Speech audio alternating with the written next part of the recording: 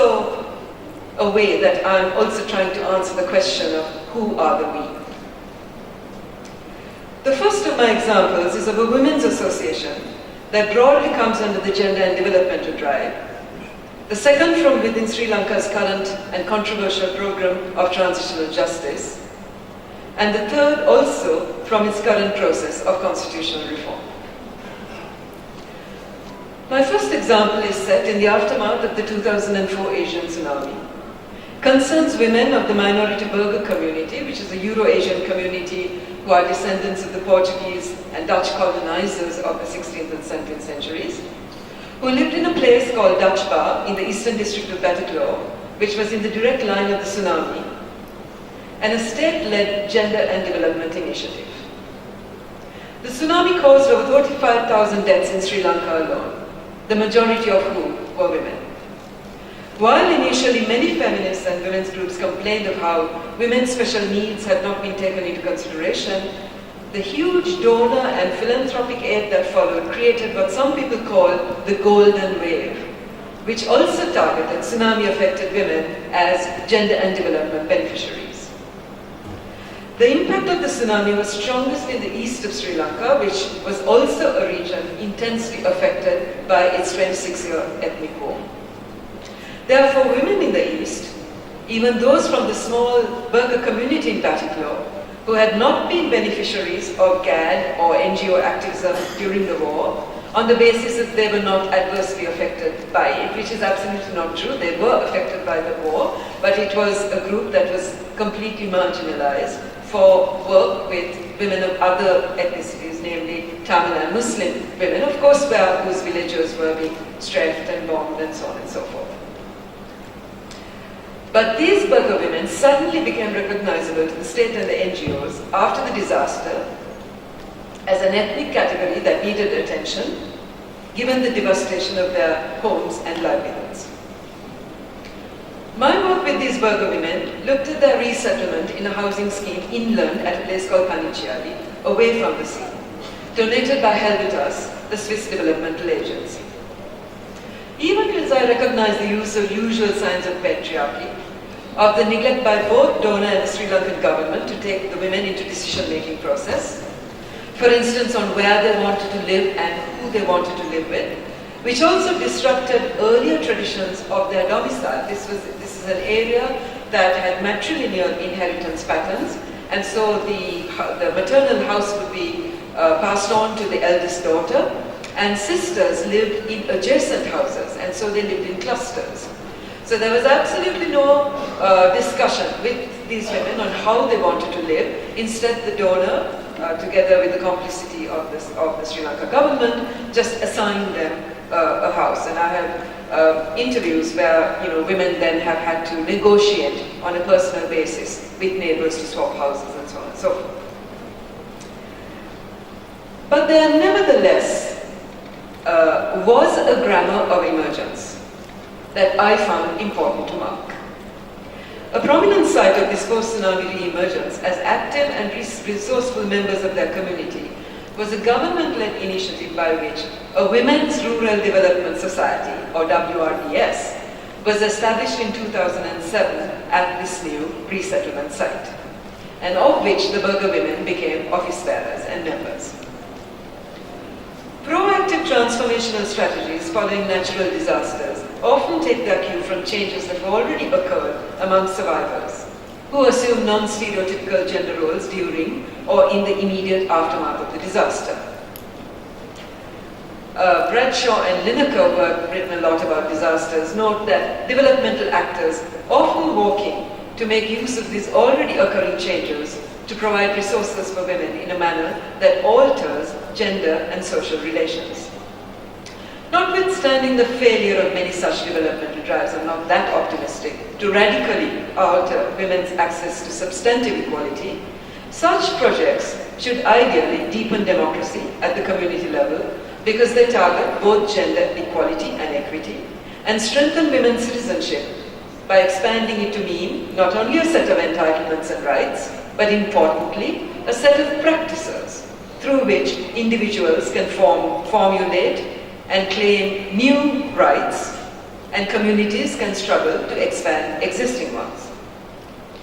It is such a set of performative practices that accrued around the initiative of the WRDS at Pondicherry, pointing to how associational membership and governance provided a role and a site on which the Burgher women were able to formulate and claim new rights and build on their resilience to emerge as a political community after the disaster.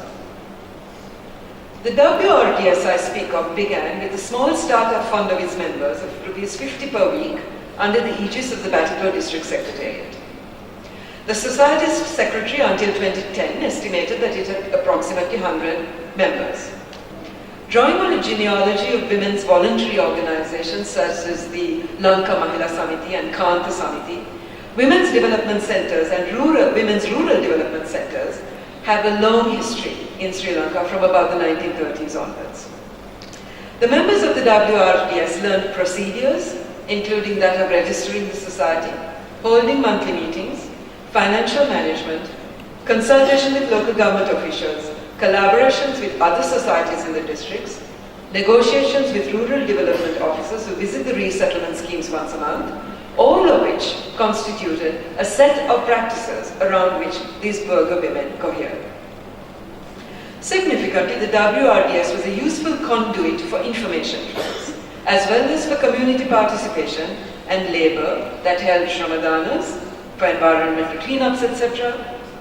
It was awarded, yes, the state in a paternalist gesture awards it, the responsibility of running the community center in the resettlement site, where meetings and computer classes, etc. were held.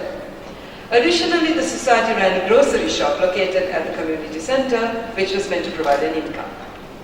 During my initial research, this is 2008 to 2010, this shop was not functioning effectively, and an office member was charged with financial impropriety. However, in April 2010, fresh elections to the WRDS had been held, and according to the Grama Sevan Viladari, the local government official at the village level, the accounts were rationalized under his charge. Paternalism here again, but without this official's support for the WRDS, it would not have got off to the start it did. This also says something about the role of contingency. The WRDS was lucky to have a local government official who supported it fully. In fact, he had gone for trainings at the Surya Women's Development Center that some of us know, which is based in Batticaloa, and he had on his desk on the day I interviewed him a calendar on zero tolerance on SGBB, etc. And I was frankly impressed. This was a local government, the Grama Seva Viladari, who then goes for these NGO trainings and has no problem in displaying all of this on his desk. And he was incredibly enthusiastic about the founding of this society. If one understands subject formation as an effective practice, these Burgher women, who had not participated in the formal procedures of associational governance before, the process of membership in the WRDS, democratic participation through debate, ironing out friction, and collective decision-making spelt a grammar of becoming that cannot be underestimated. Now, I'm not suggesting that they don't do this in our home spaces, etc., but I'm just suggesting this was another register at which they continued this work. These women had been neglected by both the state and NGOs in their developmental drives in the East, right? Where, as I said before, the priority was on Tamil and Muslim women. And this was very obvious to us when the tsunami struck, because the Burgher women were clueless about accessing compensation, information on land rights, etc., whereas the Tamil women and the Muslim women, to a lesser extent, were very clued in as to where to go, who to access, how to proceed, etc. This is obvious, of course, as it should be. But what I'm saying is that it showed you that the NGOs and the developmental donors too, the developmental drive was an ethnicized one. And the bad effects of this were seen when the tsunami came and it affected all ethnicities. At the WRDS, several of the Burgher women told me, moreover, that they valued it as a forum for women. They felt they negotiated with the Grama Niladari better than the men. One woman told me that the men just get very angry. So the Grama Niladari comes to this community center at 2 in the afternoon, and she said, well, we're very happy that the men are away at work because then we get to talk to them. However, when I visited the community in March this year, the membership of the society had dwindled to 35. These decreasing numbers tell us that high points of organizations are contingent. There was a pressing need when the WRDS first began in 2007 for the women and the community as a whole to regain their ground after the tsunami.